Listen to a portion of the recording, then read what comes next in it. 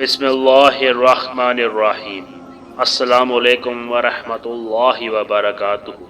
हातिम ताई ने कहा था, मैंने 4 इल्म अख्तियार किए और दुनिया के तमाम आलिमों से छुटकारा पा लिया।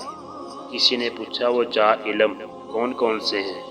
हातिम ताई ने जवाब दिया, पहला ये कि मैंने समझ लिया कि जो रिज़्क मेरी किस्मत में लिखा है वो ना तो ज़्यादा हो सकता है ना कम, इसलिए ज़्यादा की तलब से बेफिक्र हो गया।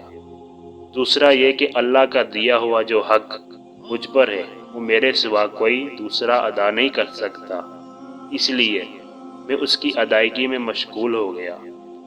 तीसरा ये कि एक चीज़ मुझे ढूंढ रही है, मेरी मौत। मैं उससे भाग नहीं सकता, लिहाजा उसके साथ समझौता कर लिया।